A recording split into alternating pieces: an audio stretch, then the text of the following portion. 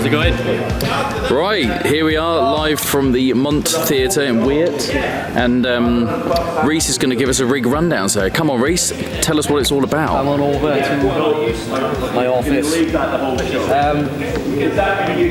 The tubs, Yamaha 9000 from the 80s, keeping it real.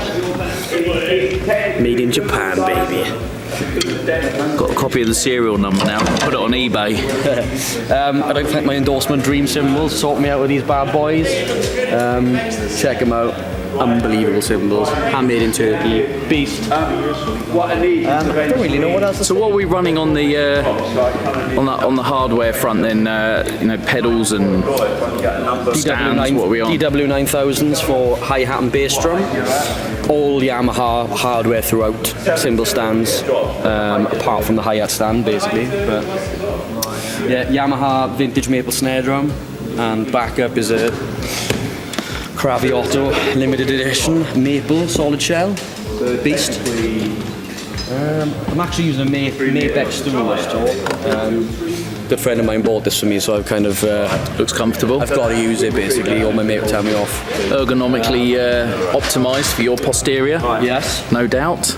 What's this over here? What's this contraption? This is my in-ear system. This is what runs the tracks. I actually don't know what this is because this was put up by Arthur and Tony. It's their idea, so I basically just press that button and that starts any track that's loaded up. And what's on these tracks?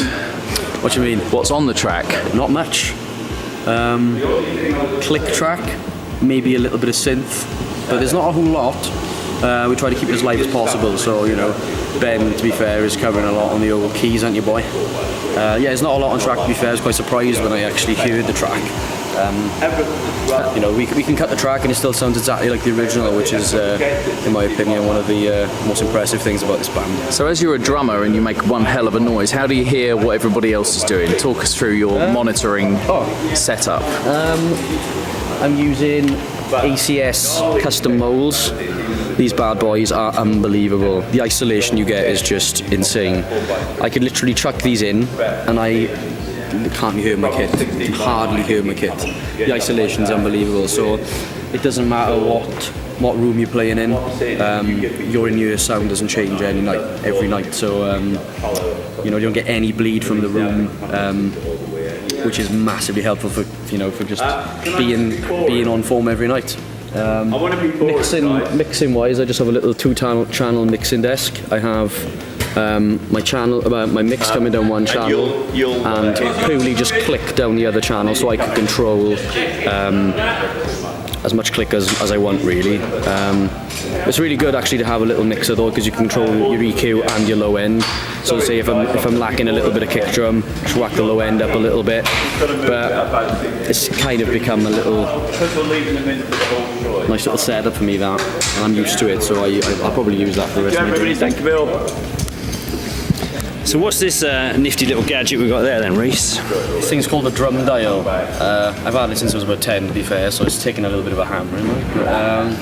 Yeah, basically, you basically just make sure that every single lug on the drum is all the same tension. So you're getting, your drum is you know, one note is coming from the drum. You're not getting any nasty overtones. Basically, yeah, just chuck it on each lug about an inch away from the rim. And if you see it, I'll tighten it up. It can go up to 90.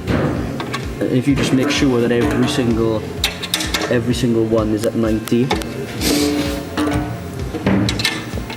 then you should have the same note at every lug. Do you have to do it sequential? Can you do you do it opposites? I don't go opposites. I always get confused, but I just go around in circles. It's probably good to go around the drum twice, because say if I did this lug tighter, then you'd find another one gone up as well. So you do need to do it a few times around, but it just means that you're getting as close to a perfect note from the drum as you possibly can. And what determines the tension? Is it the skin type? Obviously whether it's a snare or a tom? So the thicker skin is obviously going to be a stiffer skin, so it's going to be a higher on the scale. But for me, I go completely off feel.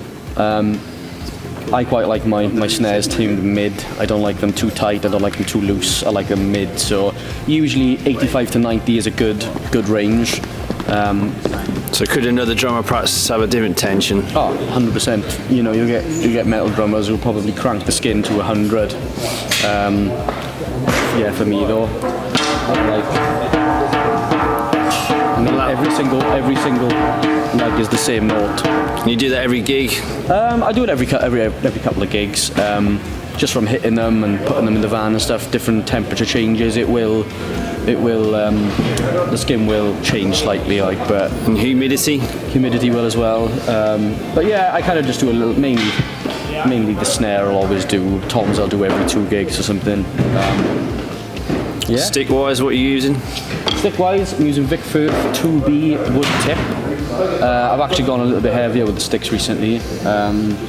It's funny how you'd think the lighter the stick you'd use less energy, but I found that with a lighter stick you actually have to force the stick down instead of the stick naturally wanting to fall, if you know what I mean. It's like bouncing a basketball. If you've got a really light basketball, you need to force it down, but if you've got a big heavy ball, it naturally wants to fall. So I've been using heavier sticks recently.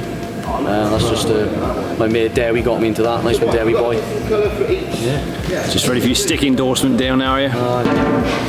Yeah. Come on, Vic Firth, sort me out. Yeah, that's it, boy. You can see from here, if anything, it can go behind the whites. Thanks, Rhys. Boy. Looking forward to night 4, and then a couple of days off. 4 on, 2 days off, and then 5 gigs in a row. Look out, we've got Rubik's Cube on the run. Look out.